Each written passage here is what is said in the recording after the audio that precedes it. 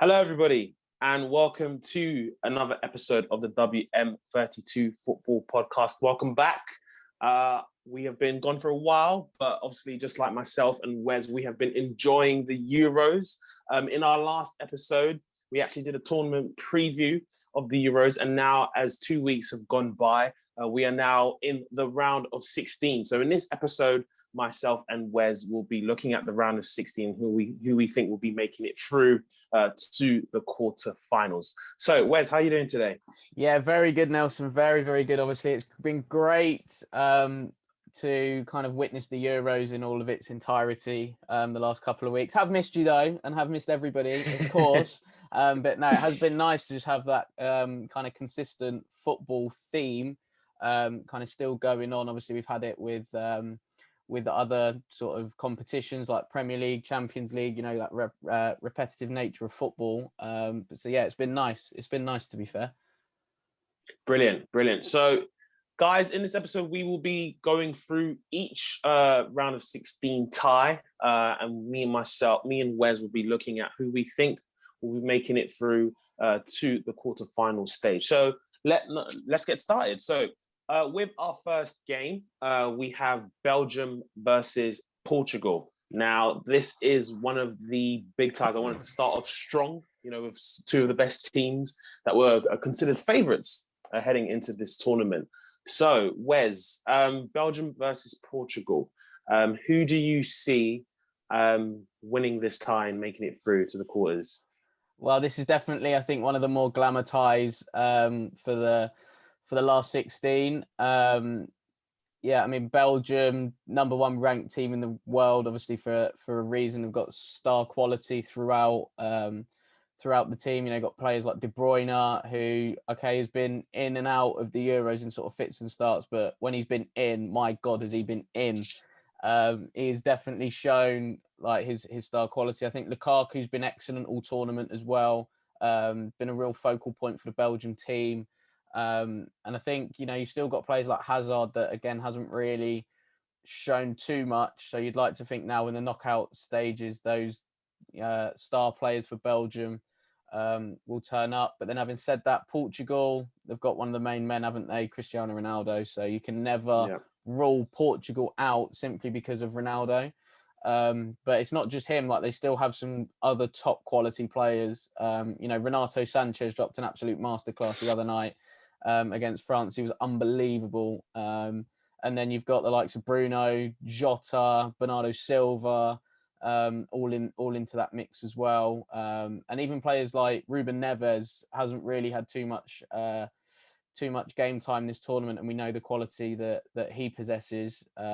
So yeah, I think this will be a tough game to call. But if I was to nail my hat onto one particular team, I'm going to say Belgium just to edge it. Belgium, okay. You know me, I like to make my bold predictions, and just to point out to everybody that watched, you know, the last episode, I did make some bold predictions regarding who I think may have, you know, gone through to knockout stages. But I'm going to agree with you and go forth with Belgium. I think, yeah, Belgium have the quality, but I think they're very well drilled. I think Roberto Martinez has done a brilliant job since he's taken over. His coaching staff, which obviously has one of my favorite players of all time in Thierry Henry. I think people are starting to notice that maybe the impact he may have had on someone like a Lukaku, because I think ever since that, I think he's just destroyed it for Inter, you know, with his club. And we all know he's Belgium's record goal scorer. And it's likely that even after Ronaldo, this is likely to be Ronaldo's last Euros. So Ronaldo's obviously going to get as many goals as he can. But I think Lukaku is that next person in place to potentially break the Euro record, because he's done so well in these major tournaments for international. So I will go for Belgium. What do you think the scoreline will be, Wes, then? Give us a prediction. 2-1 Belgium. 2-1 Belgium. Yeah, I think Lukaku is going to score. I'm going to go with De Bruyne. And then obviously Portugal, I think you can't look past Ronaldo to score. You know, the way that he's conducted himself, I think, throughout this tournament, you know, we saw it again, even in the French game, potentially wasn't in it, but when he had his opportunities, he took them. led that counter attack as well for Portugal in the game against Germany as well. So yeah, I think, you know, when Ronaldo is there, you can't just not think that he's not going to score. Put it that way. Brilliant. I don't know about the scoreline for me, but I'm going to agree with you and go 2-1. Tight game, 2-1. So, brilliant. Let us look now at our next tie, because the winners, guys, of Belgium or Portugal will face potentially Italy or Austria. So that is the next tie that me and Wes will be talking about. So, Wes, Italy and Austria. Obviously, Italy finished top of their group, and Austria just scraped it in second place. It's their first time ever reaching this stage in a major tournament. What are your predictions for this game? I think Italy have been really, really impressive. Probably been the most impressive team, I would say, throughout the tournament so far. The way Mancini's got them playing. You know, you mentioned with Belgium being well drilled. I think this Italian side is unbelievably drilled. You know, literally to the finest of detail. But I think it's more their attacking play and the way they've gone at teams. Obviously, they destroyed your dark horses, Turkey. Yeah, had to throw that one in there.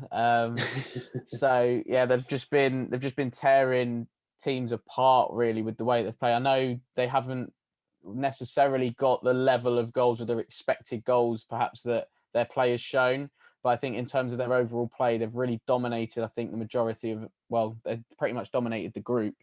So I fully expect Italy to go through here within this particular tie. It's probably one on paper that if you could sort of cherry pick any sort of nation that you would have been up against or potentially up against, I think Austria would have definitely been one that you would have wanted. Yeah.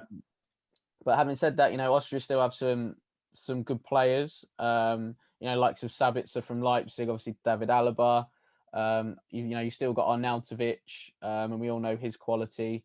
Oh yeah. So they've still got those game changers really in there, Austria. But you know, they've done well to get to this particular point. Obviously, as you mentioned, they're their first time, but I think their group was fairly favourable. It was probably a straight shootout between them and Ukraine as to who was sort of finishing either second or third, really. So yeah, but I think Italy will advance, and I'll be very, very shocked if they don't. The Azzurri. Yes. I've always loved watching Italy play, and recently people have been talking about, like you mentioned, the attacking style that Mancini has now brought to Italy. They've called it the Ticca Italia, which is something that I've never heard before. But I think it's a catchy name. It catches on. To keep it short, I think Italy are going to go past Austria.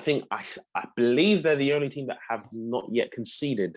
They've won all their games, haven't conceded a goal. And we know how great the Italian defense is. We know that their league is associated with defending and tactical flexibility. What are your? I believe Italy will win. So, what are your predictions in terms of a scoreline then for this Italy and Austria game? 2-0 Italy. I think, is it Locatelli? I don't know if I pronounced that right. But he's been bagging goals, so I fully expect him to get one. And I think it could be a straight shootout, I think, for the second one in terms of Immobile or Chiesa, because I think those two again have been absolutely brilliant. So yeah, I think I'll probably go 2-0 Italy, and like I say, either Locatelli, Immobile, and or Chiesa will get the goals. Cool. I agree with you. I think Italy will go out there. I actually think what's his name?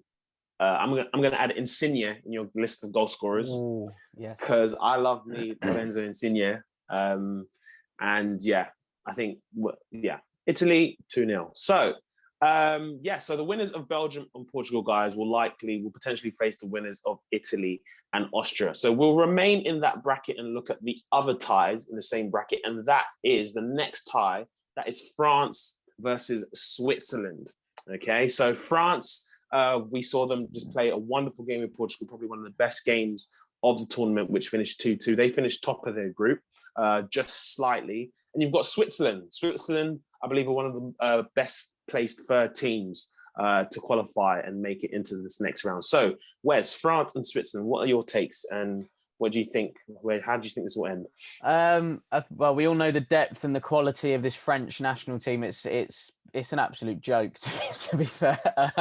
It's one of those where their B team could probably go fairly far, or you could even have an 11 of players that France haven't selected, and again, that could go quite far in this particular tournament. But I feel like France, I wouldn't say they've gone unnoticed or under the radar. I just feel like everybody knows their quality, but I don't think they've shown it in its truest form yet. So I think there has been a couple of games where they have struggled. Certainly the Hungary game, they struggled big time with that. I don't know whether that was the fact that it was played in Hungary, the crowd getting behind that Hungarian team, and stuff like that. But no, I think France now, it's kind of like, I almost see it as almost like a Real Madrid type, or Juventus or Barcelona in like the Champions League, where they do enough to get through, and then once they get through, it's like, right, now it's time to turn up. And again, in the knockout stages, I fully expect France to go through. They've got an array of world class talent throughout the team, and Moussa Sissoko as well. So yeah, it's this most baffling decision, I think, of the Euros, how he's managed to wing his way into that squad. But yeah, no, again, I fully expect France to go through. Again, Switzerland coming through the group with Turkey in it, which was your dark horse. Yeah, you won't let that go. I understand that. So yeah, but I think again, Switzerland have got a couple of like game changers or players of real quality. Shaqiri can turn a game with a piece of magic. So yeah, I think his quality in the final third will be the key for Switzerland. But having said that, I think France will have more than enough to get through. I don't know if you're on a similar page or you're on a different one to me. But keen to hear what you're saying. I'm just going to keep this short and sweet because I love my bold predictions, but I think we all know, I think a great thing you mentioned was the mentality switch. So obviously you get some teams that just come in and are aggressive from the off when they begin the tournament. But yeah, France are one of those type of teams where I think they will turn it up, and I believe they'll win. The fact that you got Granit Xhaka in the Switzerland side doesn't give me hope at all. If you're a Switzerland fan, I'm sorry. Like you said, they do got some quality players. I definitely have been a big fan of Mbolo, seeing him up top. He's a good striker. But no, France have got the depth, they've got the quality, and I expect them to win. I'm going to give a scoreline potentially of, I think Switzerland will bag a goal, but to give them a little scare. But I think France will have it under control. So I'm going to go for 3-1. I think you're going to get goals from, I think Mbappe will get his goal because I know he's been performing really well. I'm going to get Benzema to get another one. It was really exciting to see, Benzema to get one. And I'm going to go for a Rabiot goal. I think Rabiot's played very well for France so far. And he had a really good chance against Germany when he went through. But yeah, those are my predictions. And yeah, 3-1. What about yourself? I'm going to go with you, actually. I was thinking in my head, as you were literally going through it, I was thinking 3-1. I think, Benzema, I'm going to go with the front three to bag Benzema, Mbappe, Griezmann. I think Griezmann has played really well this tournament. I think he's done a lot of kind of unselfish work alongside Benzema. But I don't think that's really been of a detriment to Mbappe either. I don't think their unselfish work is for him. It's just more of a team thing. I think Rabiot's been really disciplined between him and Kante, and it's kind of allowed Pogba that free roaming role, which we all know that he enjoys. Unfortunately, can't get that at United because they don't have it. They don't have that level of security around him, and I don't think they can really fit him and Bruno in the same team at the moment, United. I think France will have the game under control. There is a part of me that thinks that Switzerland might actually go a goal up because in in the games that I've seen France play, almost they need to go behind to kind of wake up a little bit. And it's like, right, okay, now we start playing. And then they switch it up and go through the gears almost. And I definitely saw that in the game against Portugal, where they went a goal down. And all of a sudden, it was like, right, let's start playing. But yeah, no, fully expect France to go through on this one. Wicked. Just before we move on to the next side, a fun fact: France are actually, in terms of market value, their squad, they're the second highest throughout all the teams remaining in the competition with 1.03 billion.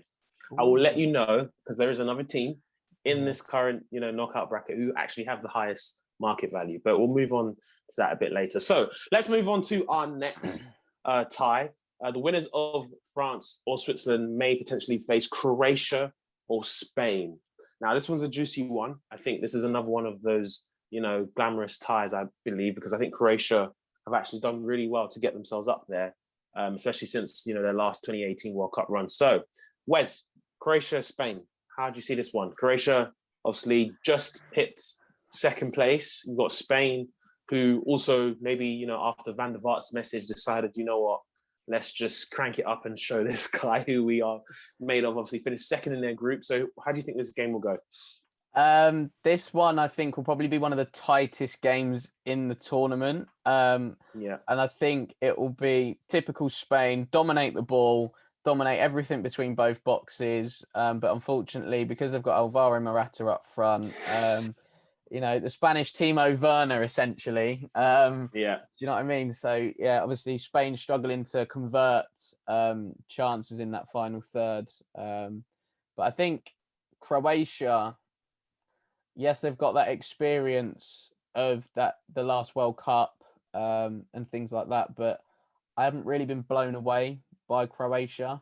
I was fully expecting them to be perhaps a little bit better than what they've shown. Modric obviously came up at the crucial times in the game against Scotland. But I think other than that, I think the Scotland game was probably the one where, people went, okay, Croatia have probably arrived, but I was fully expecting them to do a bit more. Like, I was expecting them to really give England a bit more of a game, and they got absolutely dominated really by England. And then in the game against the Czech Republic, it was like, well, we're kind of here. It was a bit of a lull of a game, really. But like I say, I fully expect this one to be tight. I'm going to go, in terms of a score prediction, I'm going to go with 1-0 Spain for this one. I think this one's going to be really, really tight, because I think, like I say, Spain are just going to dominate the ball and like they usually do, and then have a hatful of chances, but then their conversion rate is quite low. So it's almost like Spain are like the Brighton from the Premier League, basically creating all these chances and just not scoring. That's probably one of the only times you're going to ever hear Spain and Brighton in the same sentence. That's what I'm going for. I don't know about you. I'm actually going to go for another tight game. I mean, I'm going to agree with you in terms of it's going to be a tight game. I'm actually going to make a bold prediction in terms of that there will actually be goals. I think after seeing Spain score 5, I think they'll have a lot of confidence in terms of trying to, get rid of the conversion rate problem that you mentioned that they currently have. So I'm going to go for a 3-2 scoreline for Spain. Like, I love seeing goals. I think it brings more excitement to the tournament. But I'm going to go 3-2 Spain. In terms of scorers, I don't know. But I think it'll be a tight one. I think heading into the potential last 15 minutes, it's probably going to be level. And I think Spain will potentially grab a winner. But I wouldn't put it past Croatia if it is a tight game to bag a goal as well late too. But I'm going to go 3-2 Spain. So, yeah. So the winners of France or Switzerland, guys, will potentially face the winners of Croatia and Spain. So let us move on to the next tie, okay? And that is Sweden versus Ukraine. Now, obviously, not one of the most glamorous ties in the tournament. You have Sweden, who actually did very well in their group to finish first. They finished first in their group. And you had Ukraine as well. So, Wes, how do you see this one going? Obviously, not one of the most glamorous ties, but who do you think will progress into the quarters? Yeah, this game's the deadest game of the last 16, isn't it? It's one of those where I think because we're in that football fever. Like if it was like a normal international game, I don't think many people would kind of watch it. Yeah. So yeah, I'm feeling a little bit for this one. Like, oh. But like you say, Sweden done really, really well in terms of finishing first and topping their group that obviously contains Spain and Poland in. I did make a prediction that there was going to be one kind of shock exit. Obviously, my thing was Spain, but instead it ended up being Poland and Robert Lewandowski. So yeah, I think Sweden kind of go under the radar in the sense they don't necessarily have that sprinkling of stardust within their team. Although Alexander Isak's done really well, I think, this tournament. So it wouldn't surprise me potentially if he got a move as after the tournament's finished. But yeah, I mean Ukraine. I mean you never really know what to expect from Ukraine, to be fair. So I know they've got like Yarmolenko, who's probably their game-changing player.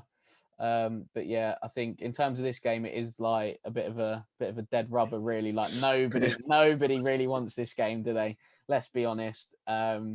So, but having said that, it could end up being a game that is full of goals. Yeah.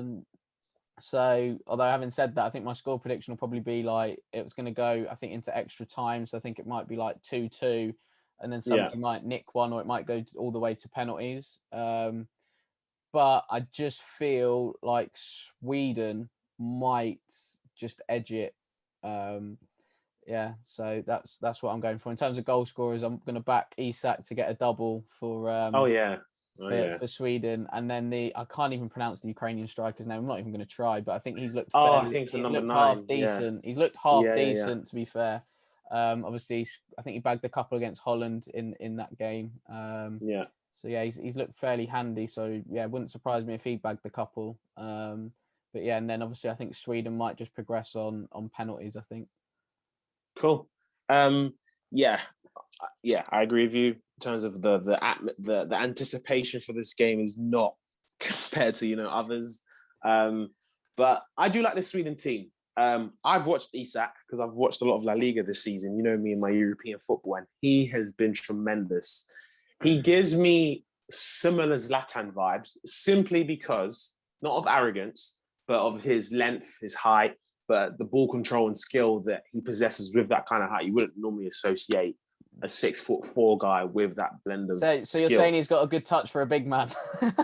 He's got more than a good touch. Like I think he did a spectacular run the other day against, I can't remember which side it was. I think it was Wales, I believe. No, it wasn't Wales. No, I think it was Spain. I may be wrong, but yeah, Isak. Yeah, I think it was against Spain. He was like trapped and just did this wonderful piece of skill to get out of danger and created a shot, an opportunity for one of his teammates. So he has that quality that Sweden do have. I think also another Sweden star is, I think, Kulusevski. I think that's how you pronounce it. I may be wrong. He plays for Juventus.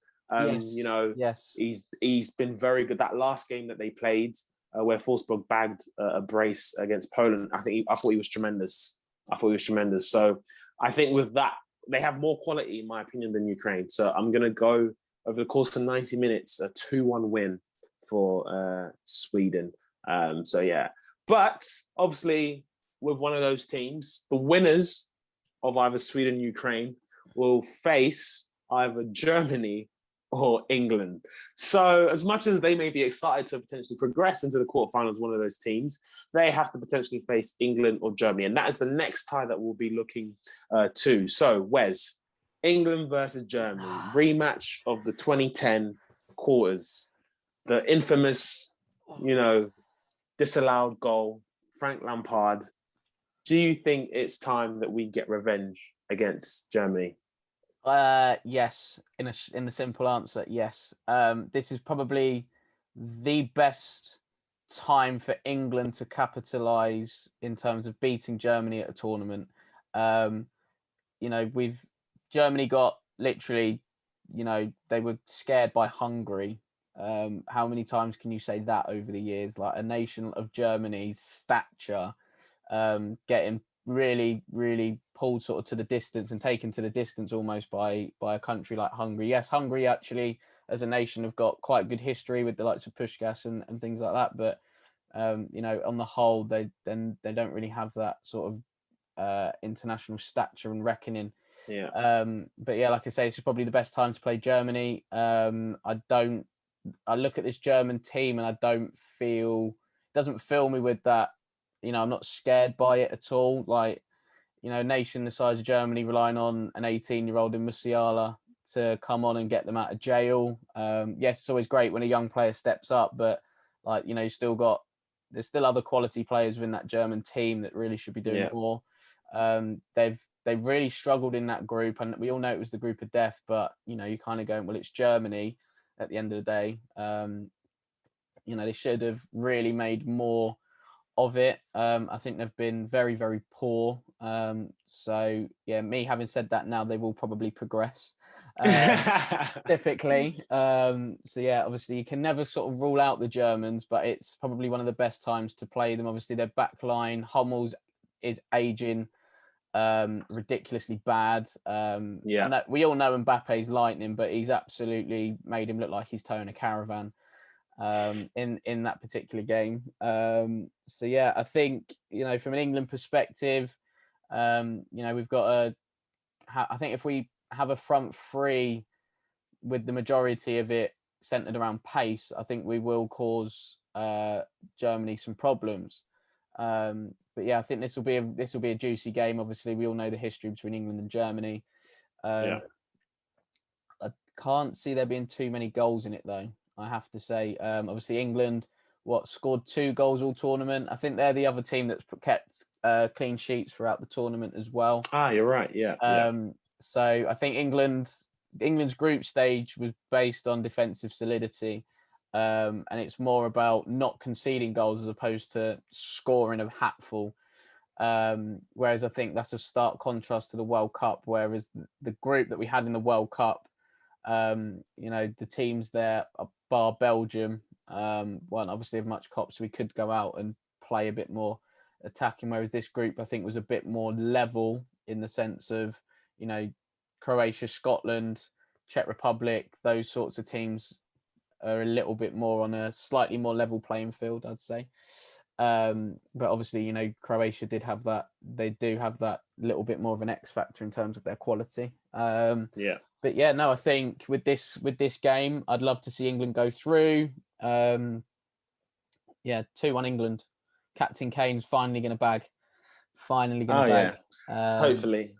But I think it was great from an England perspective as well to see the likes of Saka coming in and doing really, really well, because I'm not going to lie, I actually forgot he was in the England squad at the tournament. Like, nobody had mentioned Bukayo Saka like at all when it was like, and then when it was like announced that he was starting, it was like, oh wait, he's actually here. Like, I completely forgot that he was like there. It was just kind of, it was almost like the thanks for coming award was given to Bukayo Saka, I think, until that particular moment.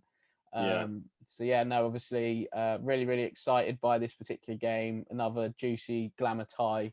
And I would like to think that England, with that home advantage as well, that might end up taking them over the line. Brilliant. I hope so too. However, I do think that this game will go into extra time. I hate to say it, but I do think it will go into extra time. I still think England will get the win.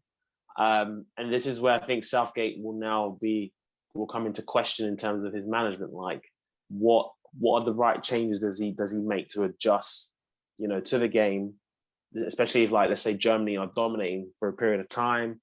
Is he able to see that, to make the right changes? Because I definitely think the first 45 minutes that we played against the Czech Republic, I think it's the best that we've been all tournament. Mm-hmm. I think there was a brilliant, you know, blend of, you know, solidity in defense as well as attacking fluidity. Like Saka and Grealish. This is me saying to Jack, please come to Arsenal, please. But at the same time, like, they just came in and they added so much more of a dynamic, as well as Luke Shaw, who came in. I think Luke Shaw was brilliant. Harry Maguire was injured, but obviously has come in and brings that kind of, you know, solidity in possession as well. We know he can play out from the back. I think you mentioned a good point about Germany. The fact that they had to rely on 18-year-olds speaks volumes of their current side. However, if Muller decides to just come and snipe everyone, then I'm really scared because this guy's an assassin. So if he decides to give a ridiculous speech in the change room that turns everyone's mentality up a notch, then we have to like.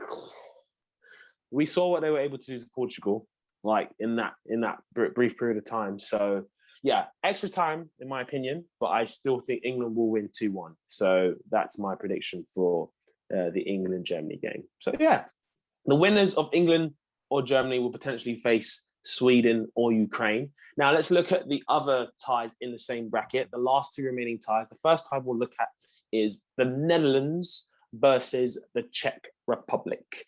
So Netherlands finished top of their group, perfect points, had home court advantage just like England did, playing in Amsterdam. And they will be facing the Czech Republic, who just made it through in England's group, did well against Scotland, got a draw, and then obviously lost to England. So, Wes, what are your thoughts on this game? Who will be progressing into the next round? For me, I think, Holland have been absolutely brilliant to watch this tournament. You know me, I love my Dutch football. And yeah, just seeing some of these guys playing on a stage like the Euros has just been absolutely brilliant. Like, people are now noticing Denzel Dumfries as like an attacking kind of force from right back. So Denzel, if you are watching, sign for Spurs, please. We do need a right back. You'd fit in quite well. Agent Stevie, get on the blower, son. So yeah, I think obviously he's been brilliant. A player that I've known for a few years as well. So yeah, he's been brilliant. I felt like a proud dad as well when Ryan Gravenberch from Ajax came on, because again, he's a player that I've known for a few years, and he actually held his own as well in that particular game, and then he was alongside Frankie de Jong, which is just like a midfield of dreams. But I think like with this Dutch side, they're just bubbling nicely as well. They haven't had a row yet, which is probably due to happen.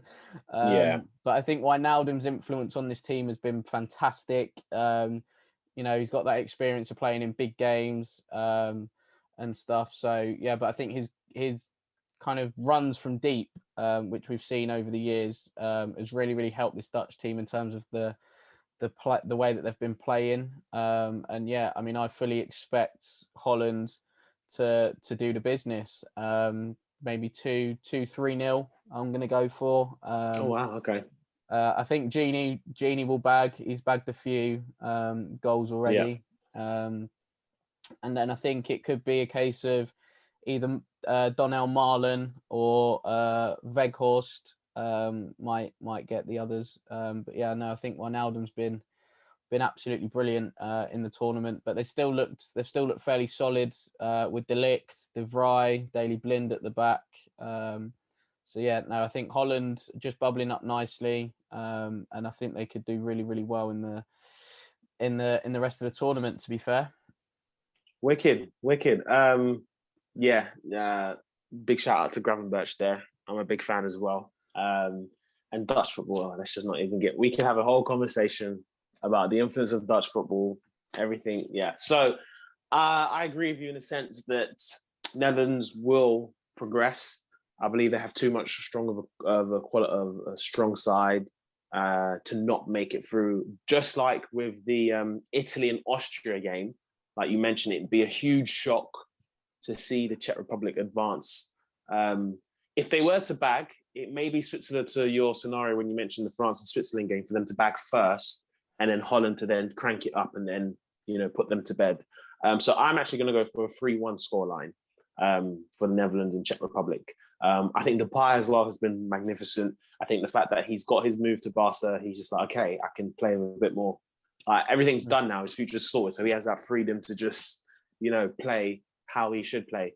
De Jong, let's not even get started with De Jong. I could go along. But, the Netherlands, not the Netherlands, Czech Republic, I've actually been surprised in terms of how they played. I think even against England, they actually played very well. I think they actually created a lot of chances, could have put them away. But I think on a better night, I think they could actually put their chances away. So they could provide a potential scare. But you mentioned about, the fact that even though they don't have Van Dijk, De Vrij, De Ligt, they've been pretty solid. So yeah, 3-1 Netherlands. So that is who we think will go through. So the Netherlands, great. Let us move forward to the last tie. So similar to Sweden and Ukraine, this is not one of the most glamorous ties. However, it does have a home nation included. So this is between Wales and Denmark. Now, first of all, before we begin, we obviously are delighted to hear the news that Christian Eriksen has gone out of hospital and is safe now and is in good health. So all our best wishes from us at WM32 to you, Christian. But Wes, looking forward to this Wales-Denmark tie. How do you think this will go on? Wales obviously finished, I believe, second in their group behind Italy. And you have Denmark, who did a remarkable performance the other night to win 4-1 against Russia. So how do you think this tie will go? I actually think this tie is quite underrated because there's some really good players on both teams. I've liked the look of this Wales team. It has definitely been built on that spirit of the last Euros in 2016, and we all know what happened there. Obviously, with them reaching, what was it, the semis? So you've still got those experienced players of like Chris Gunter, Gareth Bale, Aaron Ramsey. But I think as well, like what I've seen from this Wales team is actually a willingness to not give in. They've been sort of shafted with their fixtures, really. Like they've had to travel to Baku for 2 games. And then one of those games, they were literally the away side because Turkish fans sort of took over. And obviously they got a really, really good result against Turkey, your dark horses. But and then obviously that Italy game as well, like that was in Rome. So obviously Italy had that home advantage. But again, I don't think the performance was too bad from Wales. So yeah, I think Wales have been really, really good. They've looked fairly solid at the back, and I don't know if that's because of Joe Rodon, the Welsh Maldini, at the back. But yeah, obviously, and then you've got the quality going forward of Bale and Ramsey. But I think even Dan James has caused some problems with his pace. No defender really likes defending against a player that's got pace. I'm yet to meet one that does. But yeah, I think this will be a really, really good time. And obviously with Denmark, obviously we all know what happens with Eriksen, and I think they've shown incredible mental strength, like every single player, to sort of come back from something like that, because at the end of the day, like they're not just footballers, they're human beings, and they've just seen their friend go through something potentially life-changing, like right in front of their eyes. So I think their mental strength to come back from that has been brilliant. And yeah, I think even, like you say, their last performance was absolutely unbelievable. And I think everybody was kind of half rooting for Denmark just to, just get through and stuff like that. And thankfully they have. But again, they've got some really, really good players in forward areas. Damsgaard has, stepped up to the plate, and he looks a cracking player. Poulsen's done really, really well. Obviously scored a good goal against Belgium. When Denmark put a bit of a full court press on the Belgian side, and one of the centre-backs decided to play one round the corner on the edge of his box. So don't do that. I wouldn't recommend it. But yeah, no, I think this will be a really, really good game. And again, I can see some goals in here. But if I'm gonna lay my hat, I might have to flip a coin on this one, because I can make a case for both here.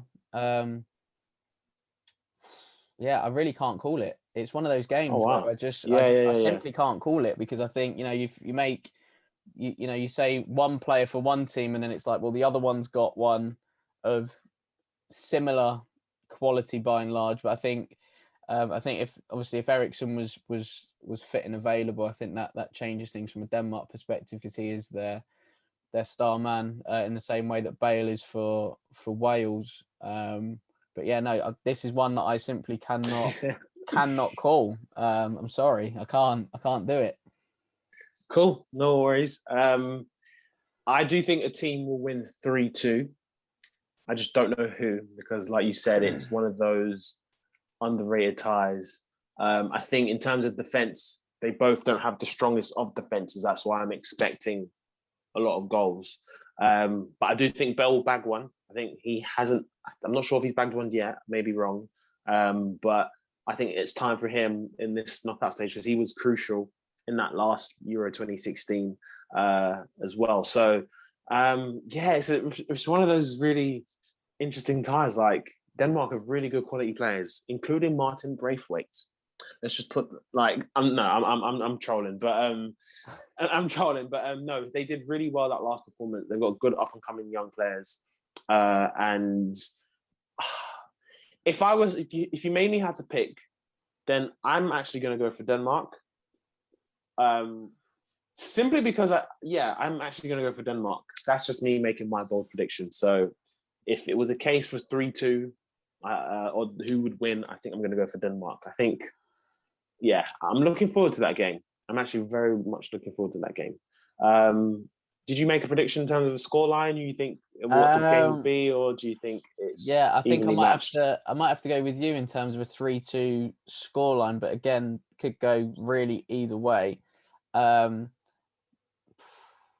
Right, I'm going to say Denmark as well, only just because I think they've just got that kind of spirit of Ericsson thing with them. I'm not saying that Ericsson's like passed away or anything, by the way, before anybody starts on me, but I just think it's that they've just got that inner determination now to kind of do it for him, and I think that might carry them a little bit further in the latter stages of the tournament. But I think this will be a really, really good game, and one that I think people should definitely tune in for and to watch if they can. I agree. So, guys, that concludes us looking at the round of 16. Just before we go, I'd actually like to, me with my quizzes and my facts, I like to present a few fun facts. So I did mention that France did have the second highest market value in terms of their squad. So the actual highest squad, Wes, do you want to have a guess which team has the highest market value? Well, I thought it was France, to be fair. So I'm quite surprised that it's not them. Is it the Germans? It's not the Germans. They're actually third. They have the third highest market value in their squad. I'll give you another guess. I'll give you one more guess. Spain? It's not Spain. They're after. Come on. They're after Germany. It's actually England. England have the highest market value squad with 1.26 billion euros. They have the highest. And Wales, unfortunately, they have the lowest. They have 176 million euros, which is a big contrast. Yeah, so Bale probably makes 100. Bale's the 100, and everybody, Bale makes up for most of that. In terms of age, the youngest squad in terms of average age in this Euros is England as well, with 25.3, so roughly 25 years old. Obviously, we know we've got talents in Sancho, Saka. I think Jude probably makes up for that average because he's 17 years of age. And lastly, in terms of foreigners, Transfer Market have actually said that Belgium have the highest percentage of foreigners in their team with 92.3%, which is a lot. And second placed in that is Sweden. Sweden have 88%, and then you have France who round up the top three with around 81%. So a few fun facts there to share with you guys as we conclude this round of 16 preview. Thank you for joining me and Wes in this episode. We hope you enjoyed it. Just before we go, please don't forget to comment down below what you'd like us to do next and who you think as well will make it through to the next round of the Euros. As well, don't forget to subscribe to our YouTube channel. We are also available on Spotify at WM32 Football, where this will come out too. Also, follow us on our social media platforms, Instagram, Facebook, TikTok, Snapchat. Follow us, okay, at WM32 Football as well. And if you'd like to get your own merchandise, okay, just like me and myself are displaying, then you can head over to the shop at wm32football.com/shop. I think I've got that tongue twister sorted because that one was a challenging one to begin with. But yes, head over to the shop now to get your merchandise as well. If you'd like to book in for our holiday camps as well, We just had one that went past in June. So if you'd like to book one in the summer, then please as well head over to wm32football.com to book your place as well for the summer holiday camps in partnership with Jack Collison Soccer Schools. So thank you so much for joining us for today's episode. We hope you enjoyed it, and we look forward to seeing you to the next one. Bye-bye. Cheers. Take care.